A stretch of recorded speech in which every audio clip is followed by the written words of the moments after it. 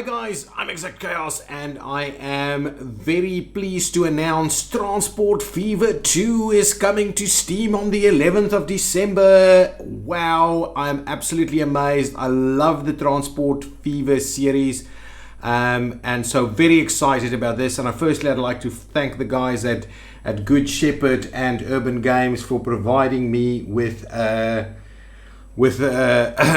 free code and giving me the ability to have a look at this a little bit early before it launches on Steam. And yes, very excited to share it all with you guys. Okay, so a few things about this. This, as I said, drops on Steam 11th of December. At the moment, you can pre-order it on Steam at a 10% discount. Also, if you do have an existing Transport Fever license, I believe there's a stackable 15% additional discount, so you can get all in all a 25% discount. So, what is Transport Fever? For those of you who don't know it, Transport Fever is basically a transport tycoon game. And oh, just look at the graphics. Look at the graphics. It's a transport tycoon type game and the people are individually simulated. So this guy over here walking in the street is going to work. Song Jung Hoon. Okay, so that's an Asian name and that's one of the cool new features of the game. Now they've added the Asian theme, and well, while the buildings don't seem to be very Asian in nature, maybe colonial Asian, there's an Asian theme. So you've got like tropical and islands and stuff like that. You've also got the Asian trains, where in the past you only used to have the US and the European trains. So the game is all about your own transport company.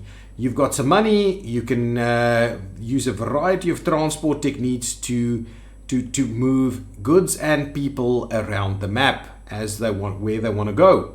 So as you can see, this is our map. We've got 4 cities: Jakarta, Sapporo, Tianjin and Harbin. I don't know that one, but anyway, we've got these 4 cities on this kind of island map. There are also a ton of industries over here just waiting to have their goods transported around the map.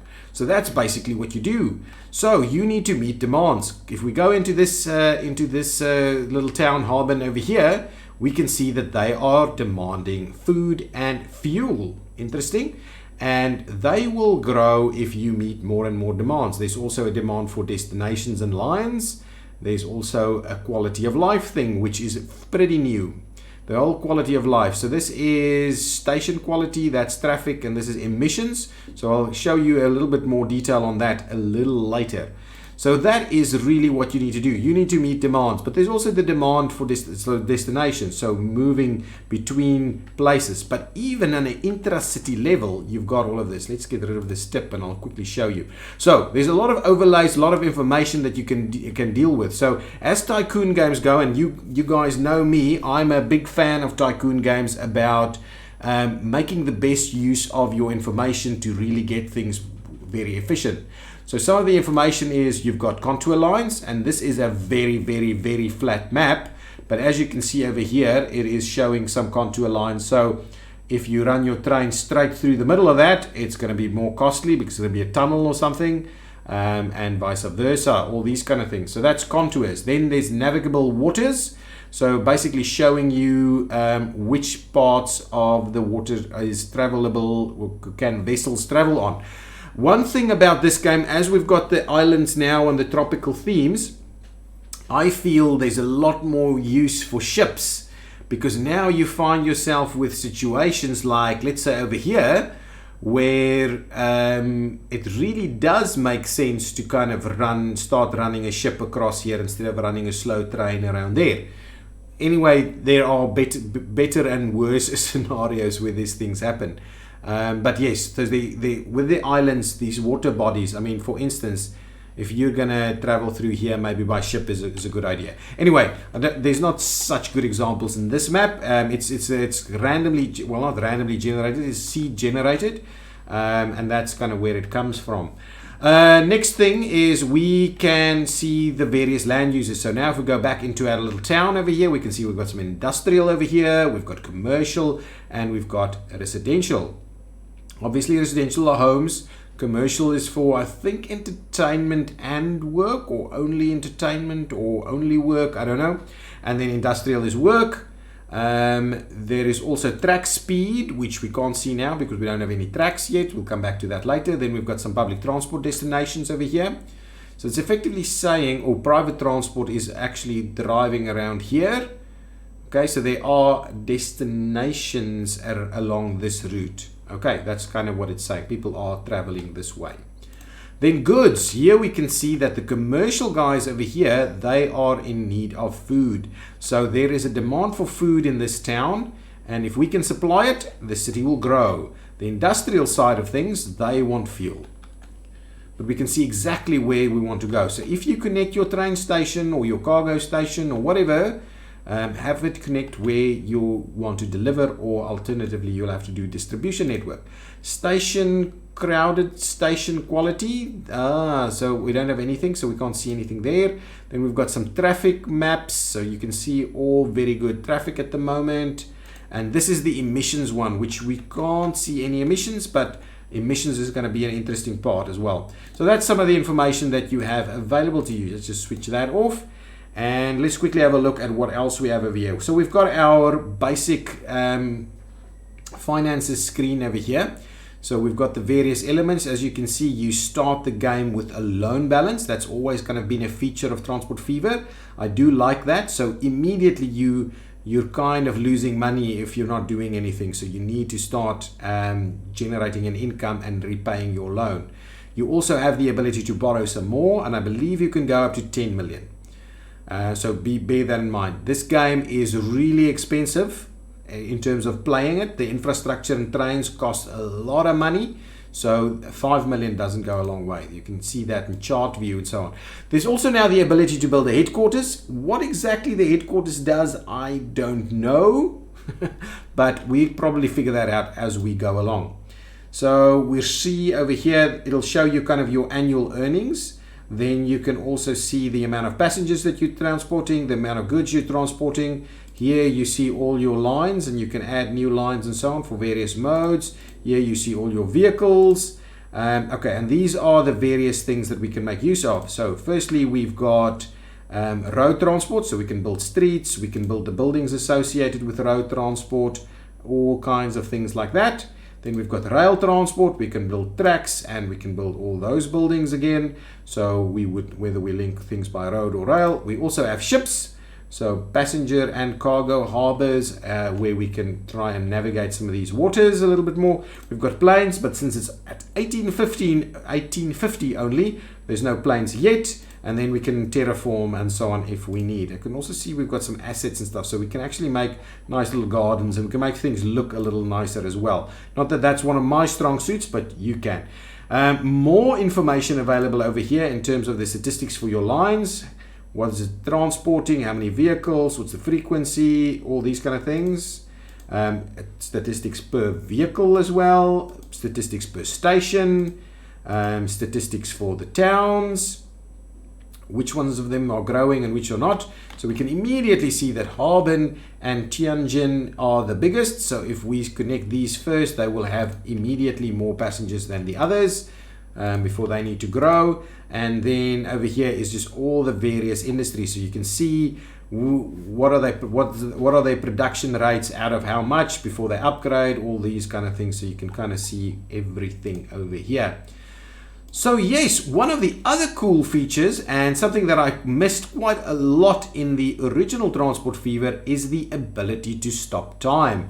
And I'm not talking about pausing the game, stopping time, the date speed, so the speed at which the date progresses, which has been an issue in Transport Fever because personally I get bogged down in the detail of creating a little route over here and something like that. And when because I'm trying to make money by doing it, I kind of play at full speed, and then the next thing 50 years has gone by and we've got Concords flying around and I'm still mucking about with that original little train. So I'm very happy that there's this date stop thing or date feature in here, the date speed feature in here, so that when you get to an era in terms of the vehicles and the goods and all these kind of things that works for you, you can effectively stop the date there, and you can really optimize your network in that current era without having to worry about the technology going beyond you.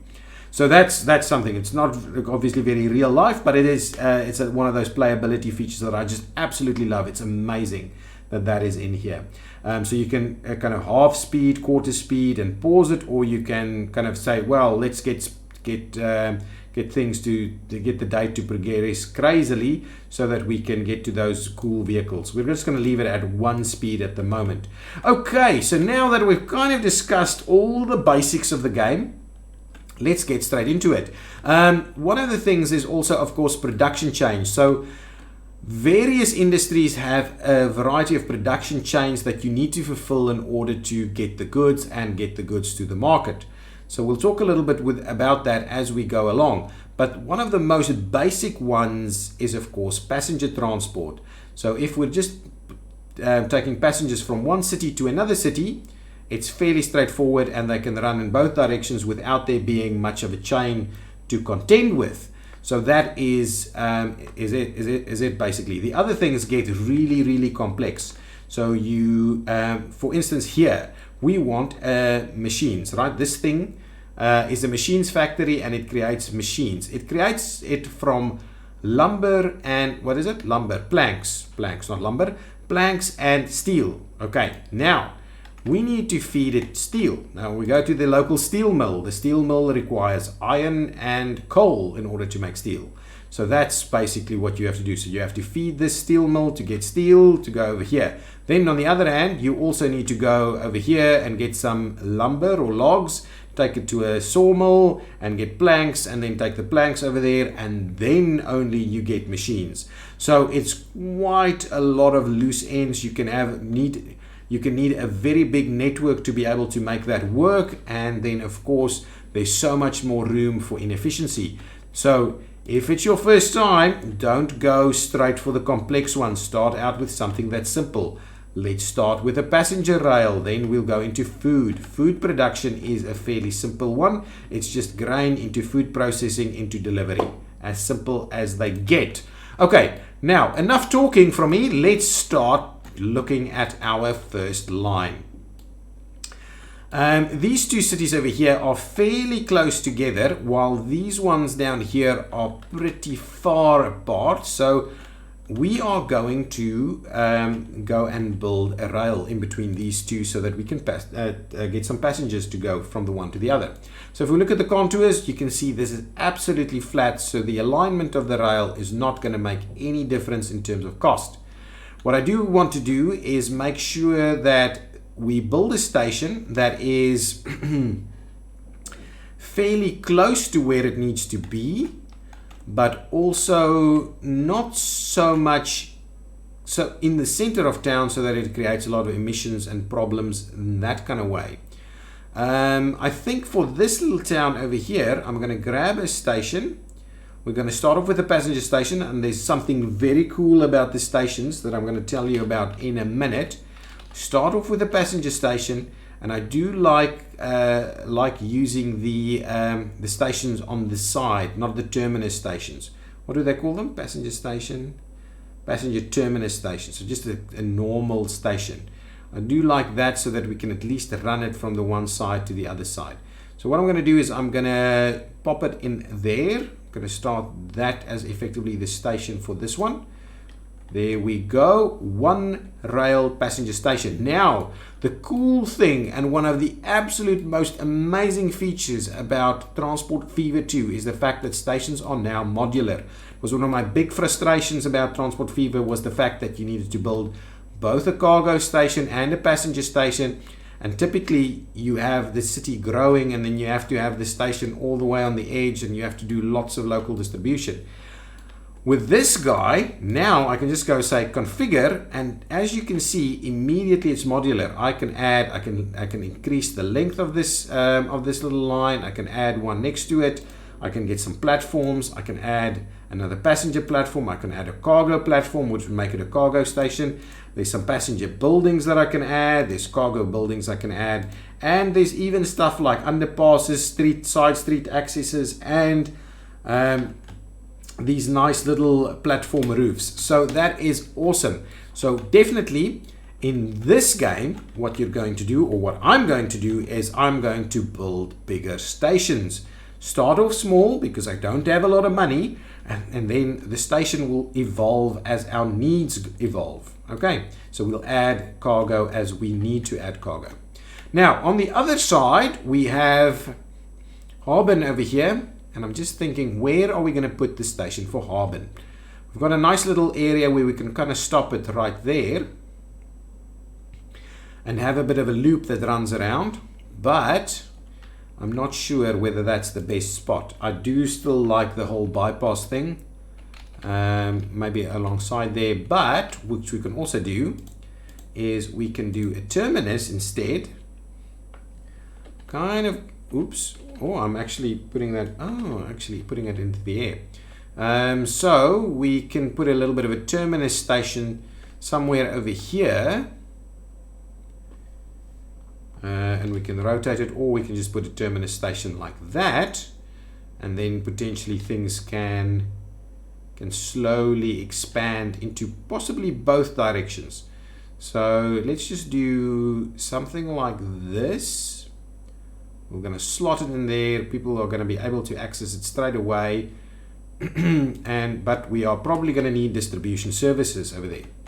So if we wanted to continue in that direction, it'll probably have to come out that way or just bypass it altogether. So we'll use a terminus for now. Now let's build our very first rail, or track. So go over here, we link the track like that. So what you can do is you can just kind of link it up together right over there, and there is the track straight away. And in this case, it doesn't look too bad. But you will find that if you do that, it takes the most appropriate route in terms of curvature, or it gets the gentle curves in place. But what you see here is that it cuts into the terrain a little bit. And cutting into the terrain is costly. So what I can tell you is, if you don't want to pay 385 for your rail, which is not the end of the world actually, what you can also do is you can kind of run it in little chunks, so that it doesn't cut into the terrain a lot. So let's do that. Ooh, and now you'll see this is a tunnel. Look at that cut, right there. So what we want to do is we want to run over there where we're not going to cut into the terrain, and we'll try and give it a long straight section, and then we'll start turning it a little bit. Okay, something like that, and then a little something like that. Hopefully that's working out cheaper. And then we'll tie it in over there. Are we getting, yeah, this is dead, very flat. So that is a good way of doing it. So let's drop it in like that. Okay, now we've got our first rail connected, our first track, and now we need one more thing. We need a depot. So what I'll do is I'll place a depot somewhere over here, so it can be used to go into both directions. So we'll kind of slot it in a little, let's say something like that. There's a depot, and now we want to link this up. So link it up to the one direction over there, and we'll also link it up to the other direction on this side. There we go. So now from the depot, you can actually access the line. Okay, what's next? Next up, we want to kind of plan our first line. So we'll start over here in Harbin. Okay, Harbin to Tianjin over here, and that'll be our very first passenger line. And we'll call it, this is kind of how I like to call it, just a bit of an acronym for both. So the Harb Tian line, and that's a passenger line, and there we go. So let's now, the next step is for us to actually procure a bit of a vehicle to run on that. So as you can see, since it's still the 1850s and the game runs from 1850 to the year 2000, but luckily you can pause the progression of time anywhere you like. But as you can see, since it's 1850, we've got very little in terms of what is actually available to us in terms of trains. This is all the vehicles we have. So you can see we only have the Russian class V or Russian class, not V, probably Russian class 5 type 1 train. So we'll procure one of those. And since it's passengers, we're going to go ahead and grab this guy.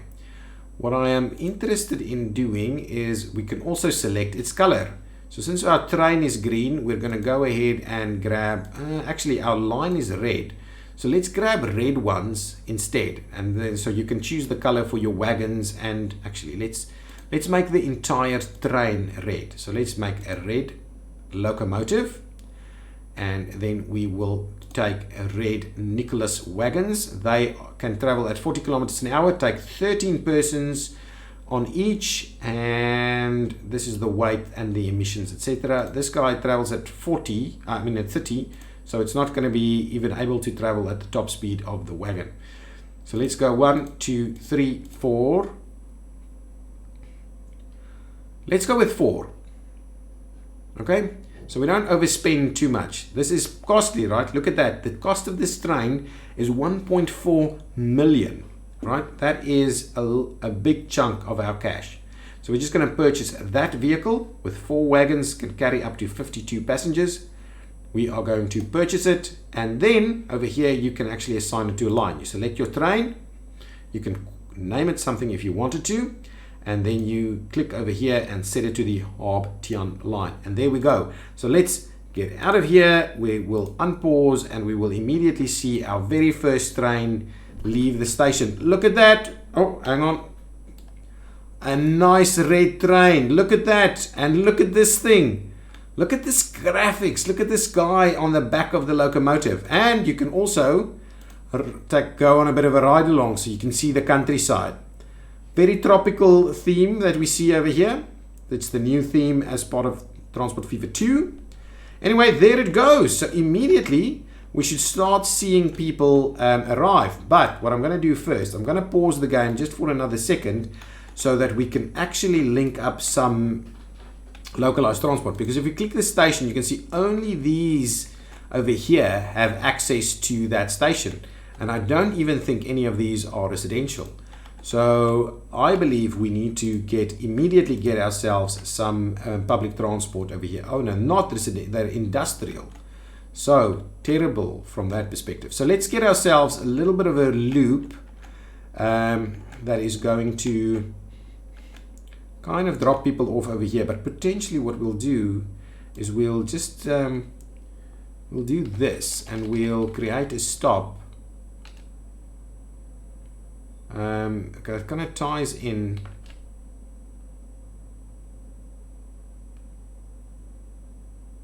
If we do that,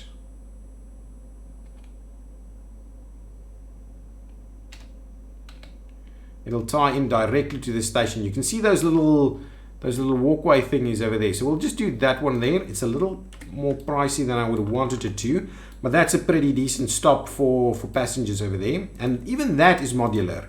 So if we say configure, we can add a station entrance, we can add a piece of road, we can add another kind of platform over here, we can add cargo to the mix, all kinds of stuff we can do with that. So that is awesome. Now let's quickly get the rest of our stops. So I think I'm not going to stop over here, but what we'll do is we will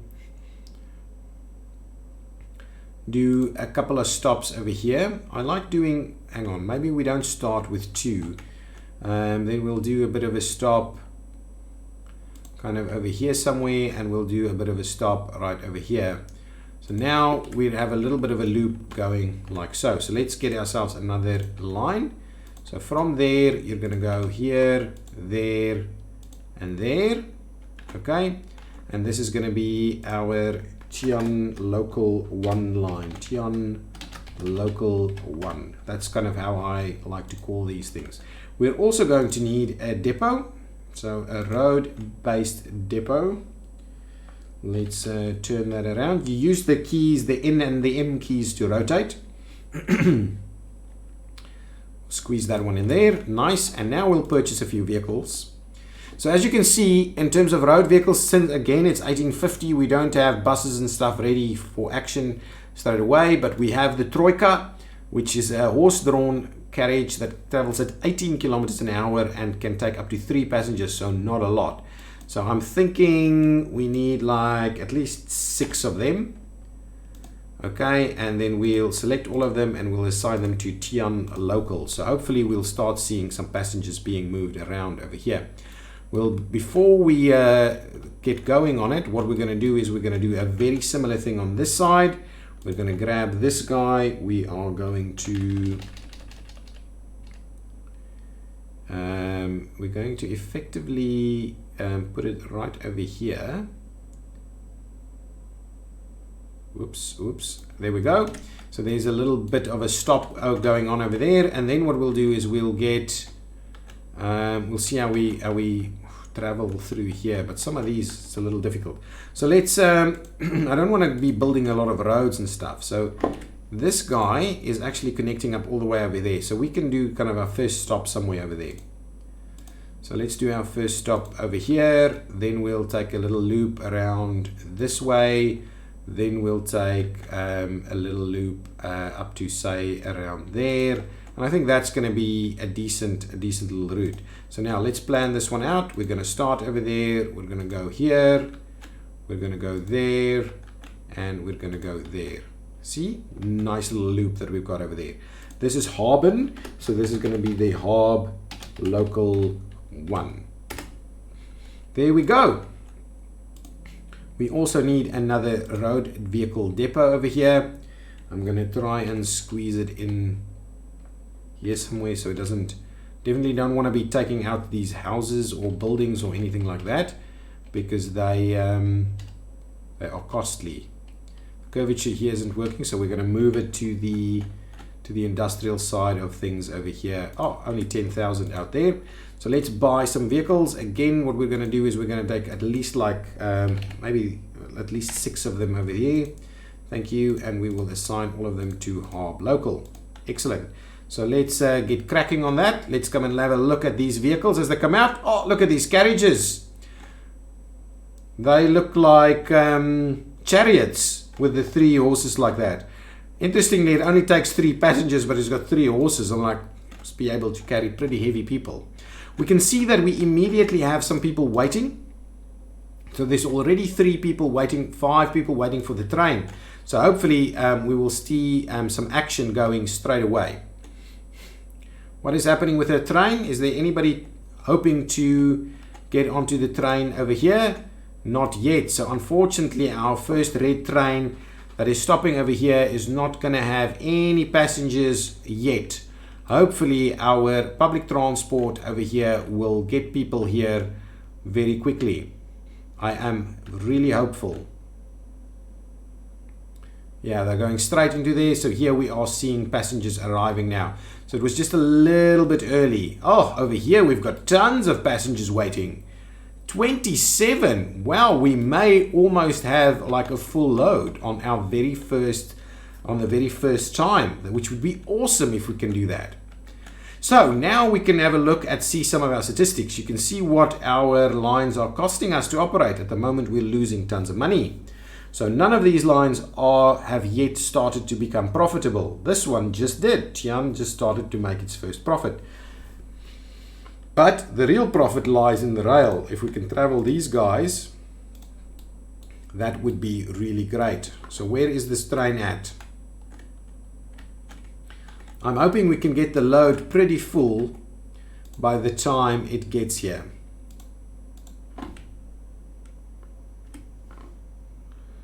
Lots of people arriving. There's a lot of people keen on getting on the train, right? 36 already. So it's not going to be, I don't think it's going to be full, but it's going to be pretty close to full. And then I'm very keen to see how much money we make off of that. It can take 52, right? So it's going to be pretty close. Already 40 people there. Might even have like 45. Probably will have 45, huh? How many people? 44 passengers out of 52, which is not bad for our first passenger load. I can tell you that much. So the Red Devil over here, and let's do that. Let's rename our awesome train here the Red Devil. The Red Devil. there we go. I love the fact that you can rename your vehicles, so just easier to understand what's going on. So there goes the Red Devil, and I think that makes it pretty cool. Our very first train, the Red Devil. So if we have a look at what's happening with our city, Harbin over here, we can see that there are destinations for people to go to, so that's giving us a 20% boost. There's also very good private transport, so that's giving us a 10% boost. So now the city is growing at 30%. We haven't even started offering them much more. If we go over here to Tianjin, oh, that one is pretty busy. We probably need more vehicles. This one is growing at the same rate, 30%, because it's got destinations and it's got good private transport. So how many people do we have hanging out over here? 29 at the moment. And I believe we'll still grab a few more people. We might just have to get a few more vehicles on the public transport line to ensure that we get things to work well. I think the train is about to arrive. Oh no, it's still a little bit out.